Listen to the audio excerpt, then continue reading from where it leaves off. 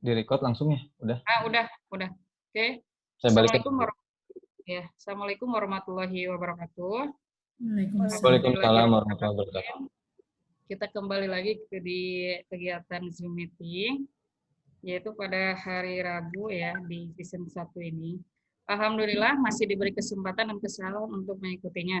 Nah, untuk di sesi ini, ada host saya, Silviani, ada ibu moderatornya nanti, yaitu Ibu Tribekti Handayani, dan juga ada Bapak Feby Syarif Hidayat. Nah, nanti akan membahas tentang ABK. Awas jangan sampai salah singkatannya, bukan anak buah kapal, tapi anak berkebutuhan khusus. Nah, ini tadinya saya juga, ini ABK apa ya? Oh, ternyata anak berkebutuhan khusus. Nah, ini sangat menarik sekali, apalagi di masa pandemi. Baik, kalau begitu kita langsung saja. Silakan Ibu Moderator untuk memimpin jalannya sesi ini. Ya. Bismillahirrahmanirrahim. Assalamualaikum warahmatullahi wabarakatuh. Ya, terima kasih kepada Ibu host, Ibu Astri yang sudah memfasilitasi ya, sehingga room meeting ini bisa berjalan. Ya, kemudian selamat datang kepada Bapak Ibu Guru Hebat, peserta VTC Batch 8 yang mau hadir, walaupun saat ini belum ada, tapi saya ucapkan dulu. Kemudian terima kasih sekali kepada Ibu Instruktur yang selalu setia menemani kita. Setiap kita ada kegiatan, selalu setia mendampingi kita dan membimbing kita. Baiklah, pada siang hari ini, kita akan membahas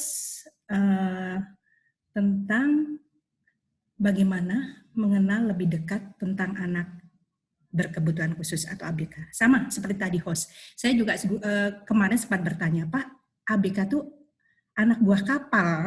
Tapi ternyata, iya. Jadi, ternyata wawasan saya kurang. Anak berkebutuhan khusus. Ya. Memang, kalau kita bicara anak berkebutuhan khusus, itu ternyata kita tadi dapat informasi, sebelum kita mulai kegiatan ini, dapat informasi dari narasumber bahwa ternyata ABK itu luas sekali. Tidak hanya anak yang dalam arti cacat fisik, ataupun mental, ternyata kasus perceraian pun termasuk dalam kasus ABK, disabilitas juga termasuk. Nah, apalagi saat ini pemerintah itu sudah memberikan sinyal bahwa sekolahan umum yang notabene bukan SLB pun harus siap untuk menerima anak ABK ini. Nah, maka di sini kita tidak mudah kita menghadapi anak yang ABK ini. Bahkan anak yang normal pun kita sudah membutuhkan tenaga yang super, istilahnya wawasan yang harus luas. Apalagi kita yang tidak punya latar belakang tentang pendidikan anak-anak tersebut, kita perlu sekali mencari informasi atau menambah, mengikuti kegiatan-kegiatan seperti ini agar kita sebagai guru, kita harus siap. Karena tugas kita itu bahwa agar anak-anak yang seperti ini tuh nanti siap hidup untuk mandiri di masyarakat. Nah, untuk lebih jelasnya, maka kita akan mendengarkan dari narasumber, yaitu Bapak Feby Syarif Hidayat. Beliau adalah, ini sedikit kita mengenal beliau ya, supaya kita, karena kan tak kenal tak sayang. Pak Febri ini lahir tanggal 14 Februari 1990, nah sebentar lagi beliau mau tambah umur ya. Beliau lulusan dari Universitas Islam Nusantara, pada tahun 2014. Tapi pengalaman beliau ini sudah banyak. Sebelum menjadi S1, beliau juga sudah istilahnya aktif membantu di SLB, yaitu tahun 2009. Dan alhamdulillah, pada tahun 2019 beliau diangkat oleh pemerintah untuk mengabdi di SLB Negeri Banjar. Ini sedikit kilas tentang narasumber kita. Mangga Pak Feby Syarif Hidayatullah untuk memaparkan materi pada siang hari ini dengan tema mengenal lebih dekat anak berkebutuhan khusus. Silakan Pak Febri, waktu dan tempat saya serahkan. Baik, terima kasih buat Ibu Tribekti Handayani yang telah memberikan saya waktu hari ini. Dan juga terima kasih buat Bu Astri sebagai host yang menyediakan ruangan Zoom meeting pada hari ini. Dan terima kasih buat Ibu Wiwik yang telah berkenan hadir, instruktur hebat kita. Baik Bapak Ibu, anak berkebutuhan khusus ini memang dulu sering disebut dengan anak cacat. penyebutan untuk labelan, bukan pelabelan ya, penyebutan.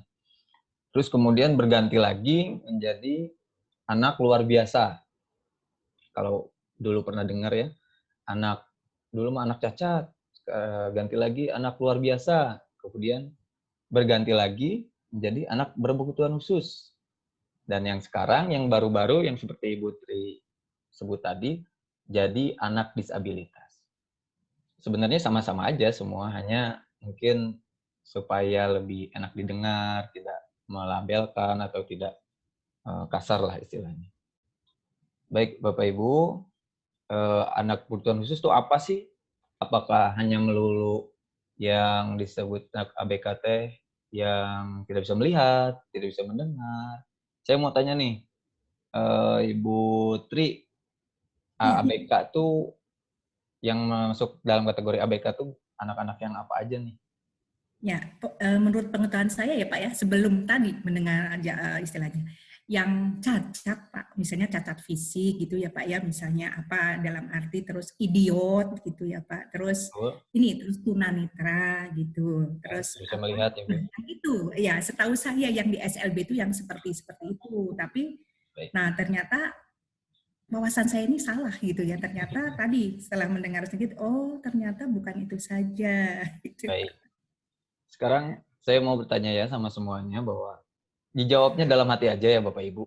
Bagaimana kira-kira ini jika anak-anak yang Ibu Tri tadi sebutkan, anak yang tidak bisa melihat, tidak bisa mendengar, anak yang tidak mempunyai kaki satu atau tidak lengkap anggota tubuhnya, kemudian idiot, kemudian ya ngacai kalau bahasa Sundanya, air liurnya keluar, terus nggak ada yang bisa nggak bisa menahan air liur kan karena itunya terganggu, itu merupakan bagian keluarga kita. Jangan dijawab, jawab aja dalam hati. Itu anak-anak yang tadi disebutkan itu merupakan keluarga kita, anak kita, cucu kita. Coba bayangkan aja, jawab aja dalam hati itu bagaimana perasaan kita. Mungkin itu pembukaannya. Baik, saya share screen ya, Bapak Ibu. Mohon izin. Sudah ada, Bu Asri? Belum, Pak. Oh, belum. Belum. Masih mau memulai. Oh iya. Jadi Bu Tri juga kayak gini dulu. Di sini mah udah ada. Oh, udah ada, Pak. Oh iya.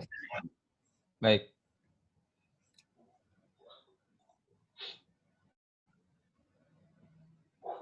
Anak berkebutuhan khusus, saya lanjut. Orang ngajar budak ABK-nya, sebenarnya orangnya belum budak ABK teh, mau diajar hese, terus anak korban pelecehan masuknya ABK, cuma kategorinya bukan cacat gitu. Betul. Jadi gangguan menurut pembelajaran. Loba orang kan ya. Kementerian Pemberdayaan Perempuan dan Perlindungan Anak Republik Indonesia tahun 2013, anak berkebutuhan khusus adalah anak yang mengalami keterbatasan atau keluarbiasaan baik fisik, mental, intelektual, sosial maupun emosional yang berpengaruh secara signifikan dalam proses pertumbuhan atau perkembangannya dibandingkan dengan anak-anak lain yang seusia dengannya. Itu menurut pengertian Bapak Ibu.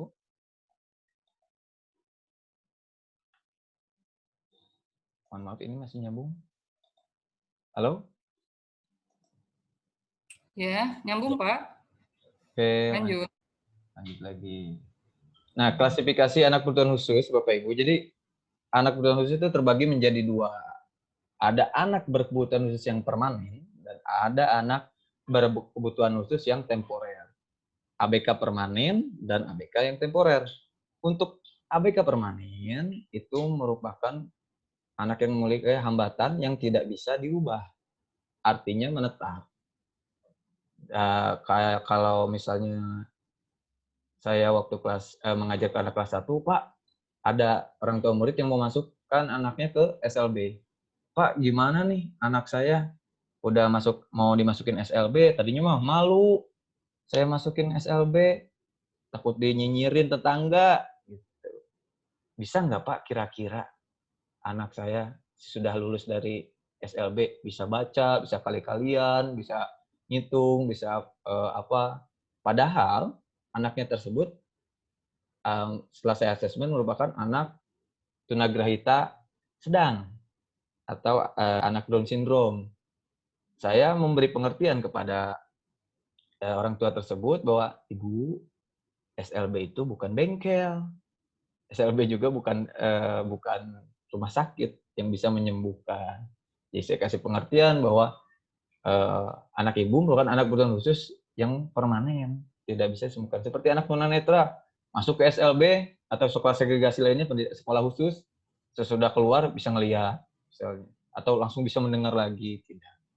Jadi anak berkebutuhan khusus ABK yang permanen itu tidak bisa dirubah, Bapak Ibu.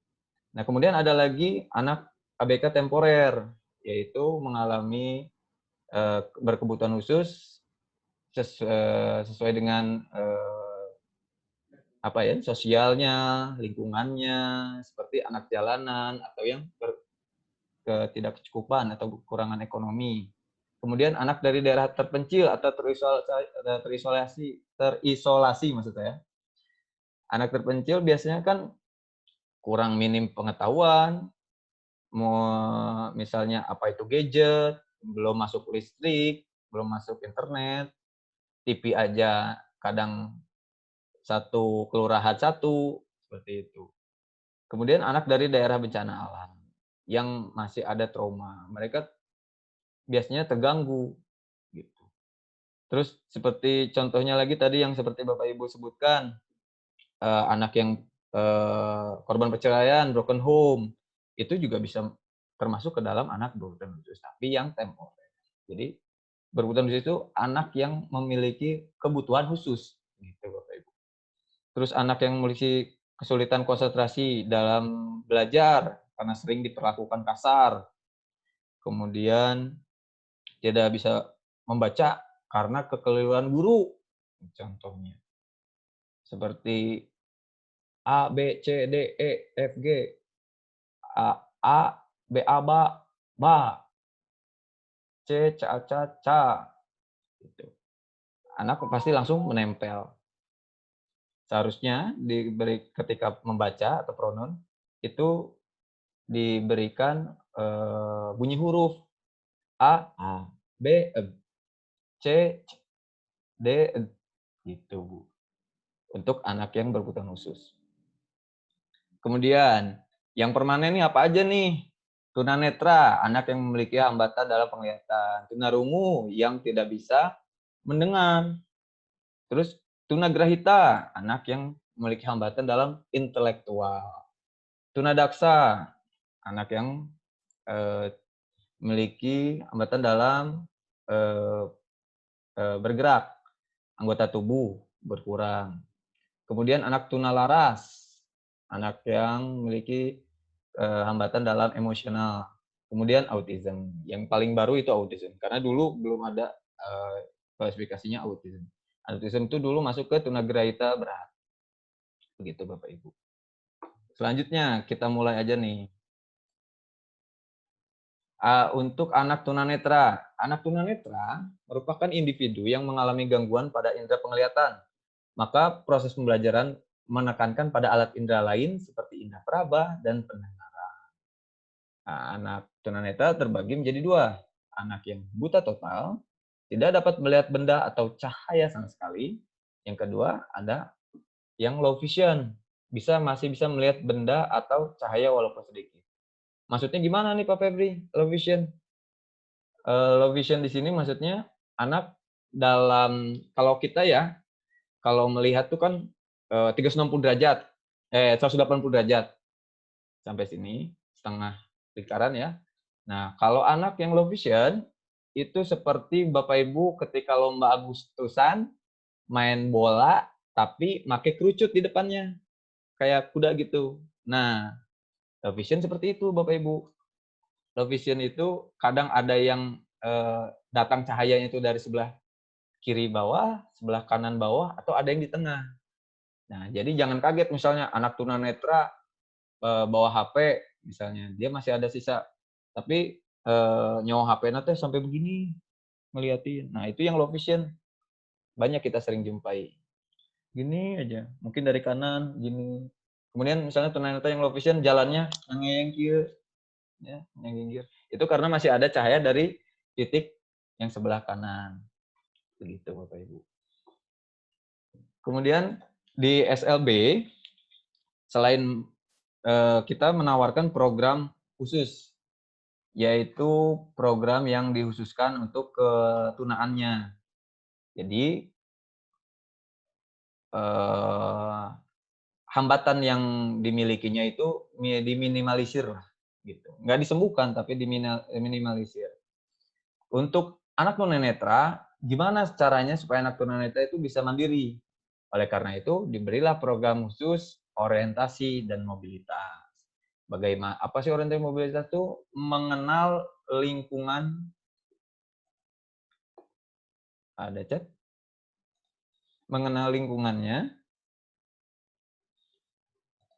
mengenal lingkungan sekitarnya tanpa harus tubrak-tabrak. Gitu.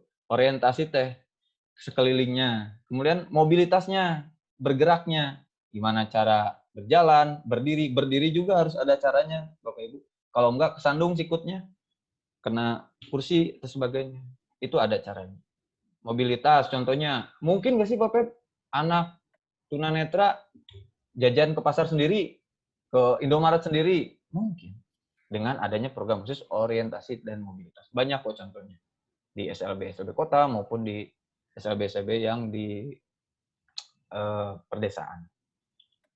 Begitu. Untuk pertanyaan kita hold dulu ya Bapak Ibu.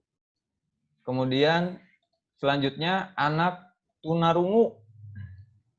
Oh ini belum diedit, maaf. Anak tunarungu. Anak tunarungu itu merupakan individu yang mengalami gangguan dalam indera pendengaran, juga memiliki hambatan dalam berbicara. Oh iya tadi mungkin ada dalam pertanyaan ada pertanyaan tadi yang di depan. Kok tunawicara nggak ada? Nah, Bapak Ibu, untuk anak tunawicara itu sebenarnya masuk kepada anak tunarungu. Lah kok kan nggak bisa ngobrol, bukan nggak bisa dengar. Nah, dalam organ manusia itu kita ketahui bersama bahwa ketika pendengaran terganggu, otomatis indera wicara kita juga, mulut kita juga terganggu. Jadi kebanyakan ya Bapak Ibu, anak tunarungu itu selain tidak bisa mendengar, juga terganggu dalam berbicara. Nah, kemampuan bahasanya terlambat karena kosakata yang masuk ke dalam dirinya itu sangat minim sekali. Yang tidak bisa mendengar, itu sudah jelas. Kemudian lebih sering menggunakan isyarat. Perkataan yang diucapkan juga tidak jelas. Nah, anak tunarungu ini dibagi menjadi beberapa klasifikasi. Ini tidak saya tuliskan, ini hanya kita yang tipis-tipis aja, yang di permukaan aja Bapak Ibu.